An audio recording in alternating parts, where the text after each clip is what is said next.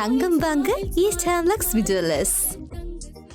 வணக்கம். இது ஐபிசி தமிழின் இன்றைய பிரதான செய்திகள். முதலில் தலைப்புச் செய்திகள். எதிர்க்கட்சித் தலைவரின் கல்வி தகமை சர்ச்சை, அனுரவுக்கு முன் நிரூபித்த சஜித். பதவியை துறக்க தயார், நாமல் ராஜபக்ச பகிரங்க சவால். சத்தியமூர்த்தி, டக்ளஸ் உள்ளிட்டோரை கடுமையாக தாக்கி பேசிய அர்ச்சுனா எம்பி. நாடாளுமன்ற நிதிக்குழு தலைவராக ஹர்ஷடி சில்வா. 13 குறித்து இந்தியா கூறியது என்ன? மொட்டு கட்சி கேள்வி. வழங்கிய வாக்குறுதிகளை நிறைவேற்றிய தீர்வோம், அனுர தரப்பு உறுதி. எம்மை அசைக்க முடியாது, ஜனாதிபதி அனுர பகிரங்க சவால். மட்டக்களப்பு மக்களின் போக்குவரத்து சீர்கேடு, நாடாளுமன்றில் தெரிக்கவிட்ட சாணக்கியன். தொடர்பான விரிவான செய்திகள். எதிர்க்கட்சித் தலைவர் சஜித் பிரேமதாச தனது கல்வி தகமைகளை நாடாளுமன்றில் சமர்ப்பித்தார். 10வது நாடாளுமன்றத்தின் இன்றைய அமர்வின் போதே அவர் இதனை சமர்ப்பித்தார்.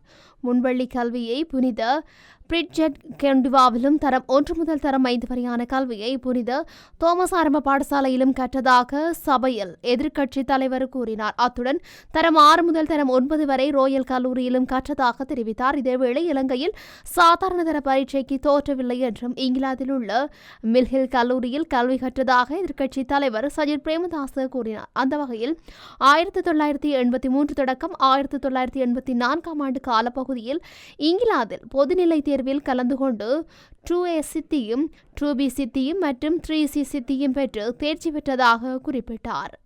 தனது கல்வி தகமைகள் தொடர்பான குற்றங்கள் நிரூபிக்கப்பட்டால் தான் நாடாளுமன்ற பதவியிலிருந்து விலகுவதாக மொட்டு கட்சியின் நாடாளுமன்ற உறுப்பினர் நாமல் ராஜபக்ச பகிரங்க சவால் விடுத்துள்ளார். அத்துடன் சட்ட பரீட்சைக்கு தோற்றிய பரீட்சார்த்திகள் எவருக்கும் விசேட சலுகைகள் வழங்கப்படவில்லை என நாடாளுமன்ற உறுப்பினர் நாமல் ராஜபக்ச தெரிவித்துள்ளார். வர்த்தகம், உணவு பாதுகாப்பு மற்றும் கூட்டுறவு அபிவிருத்தி அமைச்சர் வசந்த சமரசிங்கவினால் நேற்றைய தினம் நாடாளுமன்ற வாதத்தில் முன்வைக்கப்பட்ட குற்றச்சாட்டுக்கு இன்று பதிலளிக்கையிலேயே நாமல் மேற்கொண்டவாறு தெரிவித்துள்ளார். இத்தகைய குற்றச்சாட்டுகள் முற்றிலும் ஆதாரமற்றமை எனவும் இது இலங்கை சட்டக்கல்லூரியின் நம்பகத்தன்மையை கடுமையாக குறைமதிப்பிற்கு உட்படுத்துவதாகவும் நாமல் ராஜபக்ச மேலும் குறிப்பிட்டுள்ளார்.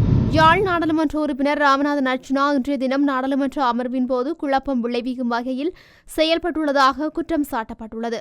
நாடாளுமன்ற உறுப்பினர் அர்ச்சுனா ராமநாதன், ஜனாதிபதி அனுர முன்னாள் அமைச்சர் டக்ளஸ் தேவானந்தா, எதிர்க்கட்சித் தலைவர் சஜித் பிரேமதாச மற்றும் யாழ் போதனா வைத்தியசாலையின் பணிப்பாளர் சத்தியமூர்த்தி ஆகியோர் கடுமையாக தாக்கி உரையாற்றினர். அத்துடன் அர்ச்சுனா அவருக்கு வழங்கப்பட்டிருந்த விடயத்தினை விடுத்து வேறு விதமாக தனது உரையை கொண்டு செல்வதாகவும் அது நிலையில் கட்டளை சட்டத்திற்கு முரணானது என்றும் சபை முதல்வர் பிமல் ரட்நாயக்க சுட்டிக்காட்டினார். இதன்போது குறுக்கிட்ட அர்ச்சுனா, தன்னை பேசுவதற்கு சபை அனுமதிக்கவில்லை என்றால் தன்னை வரவேண்டாம் என்று சொல்லுங்கள், தான் வீட்டில் இருக்கின்றேன் என அர்ச்சுனா தெரிவித்துள்ளார்.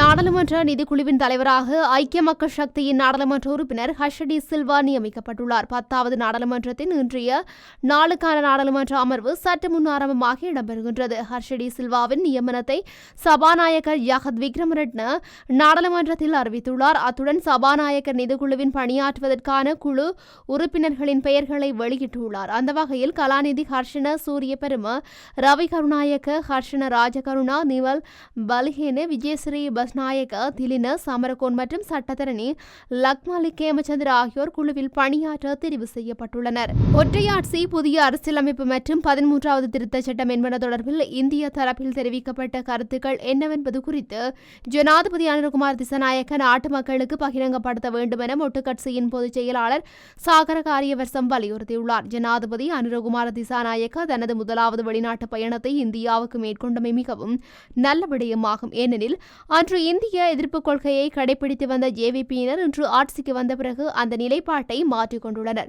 இந்தியாவில் பேசப்பட்ட விடயங்கள் என்னவென்பது தொடர்பில் நாட்டு மக்களுக்கு ஜனாதிபதி நாடு திரும்பிகையோடு தெளிவுபடுத்த வேண்டும். இலங்கையில் சமஷ்டி முறைமை ஏற்படுத்த இந்தியா அழுத்தம் கொடுக்க வேண்டும் என தமிழ் நாடாளுமன்ற உறுப்பினர் ஒருவர் கடிதம் அனுப்பியுள்ளார். நல்லாட்சி காலத்தில் முன்னெடுக்கப்பட்ட அரசமைப்பு பணி உறுதிப்படுத்தப்படும் என தேசிய மக்கள் சக்தி தனது தேர்தல் விஞ்ஞாபனத்தில் உறுதியளித்துள்ளது. அந்த அரசமைப்பு ஒற்றையாட்சியை கைவிடும் வகையிலான அரசமைப்பாகும். இலங்கையில் ஒற்றையாட்சி உத்தேச புதிய அரசமைப்பு, அதேபோல புதிய அரசமைப்பு இயற்றப்படும் வரை அமுலில் இருக்கும் என கூறப்பட்டுள்ள 13 33வது திருத்தச் சட்டத்தை அமலாக்குவது தொடர்பில் அரசாங்கத்தின் நிலைப்பாடு என்ன? இவை தொடர்பில் இந்திய தரப்பில் கூறப்பட்ட விடயங்கள் அவை. இது தொடர்பில் நாட்டு மக்களுக்கு தெளிவுபடுத்த வேண்டும் என்றார். தேர்தலின் போது நாட்டு மக்களுக்கு வழங்கிய வாக்குறுதிகளை நிறைவேற்றியே தீர்வோம். மக்களின் ஆணையை ஒருபோதும் உதாசீனம் செய்ய மாட்டோம் என்று அமைச்சர் விமல் ரட்நாயக்க தெரிவித்துள்ளார். ஜனாதிபதி தேர்தலின் போதும் நாடாளுமன்ற தேர்தலின் போதும் நாம் வழங்கிய வாக்குறுதிகளை கட்டாயம் நிறைவேற்றுவோம். 2 தேர்தல்களிலும் தேசிய மக்கள் சக்திக்கு மக்களின் அமோக ஆணை கிடைத்துள்ளது. மாற்றத்தை விரும்பிய மக்கள் எம்மில் நம்பிக்கை வைத்துள்ளார்கள். நாம் முன்வைத்த கொள்கை திட்டங்கள் ஏற்றே எமக்கு அவர்கள் வாக்களித்துள்ளார்கள். எனவே மக்களின் ஆணையை ஒருபோதும் உதாசீனம் செய்ய மாட்டோம். எதிரணியினர் மீது சேர்பூசும் நடவடிக்கைகளில் ஈடுபட முயற்சிக்கலாம். ஆனால் நாம் உண்மையாக நேர்மையாக செயல்படுவதால் எதற்கும் அஞ்ச மாட்டோம் என்றார்.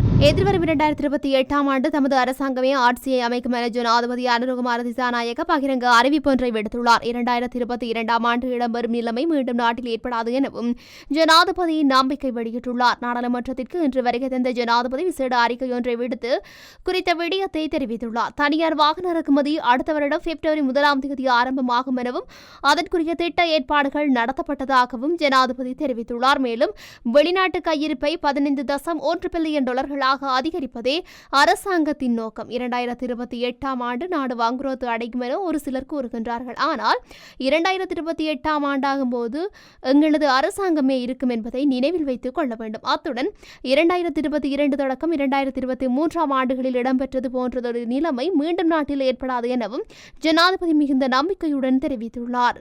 மட்டக்களப்பு மாவட்டத்தில் உள்ள பாலங்களை புனரமைப்பது மாகாண சபைக்குட்பட்ட விடயம் என்றால் அது இப்போதைக்கு சாத்தியமில்லாத விடயம் என நாடாளுமன்ற உறுப்பினர் ராசாணக்கியன் தெரிவித்துள்ளார். மாகாண சபைகளும் கூட மத்திய அரசாங்கம் வழங்கும் நிதிகளை பெற்றுத்தான் இயங்குகின்றன. மாகாண சபைகளுக்கும் நிதியை நேரடியாக பெற்றுக்கொள்ளும் அதிகாரமும் இல்லை. அதற்காகத்தான் மாகாண சபைகளுக்கு அதிகாரத்தை வழங்குமாறு நாம் கூறிக்கொண்டிருக்கின்றோம்.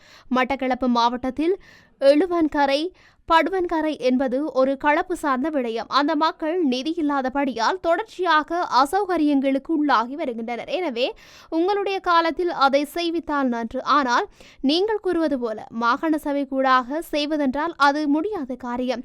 எனினும் இந்த பாலத்தை கடப்பதற்கு தற்போது படகு சேவை நடத்தப்படுகின்றது. அரசினால் நடத்தப்படும் இந்த சேவைக்கு மக்களிடமிருந்து பணம் அறவிடவும் படுகின்றது. இந்த படகு சேவையில் செல்லும் மக்கள் மிகவும் ஏழ்மைக்குட்பட்டவர்கள் என தெரிவித்தார். இத்துடன் இன்றைய பிரதான செய்திகள் நிறைவடைகின்றன. தொடர்ந்தும் செய்திகளை அறிந்து கொள்ள IBC தமிழ் நியூஸ் என்ற எமது யூடியூப் பக்கத்தினூடாக இணைந்திருங்கள். நன்றி.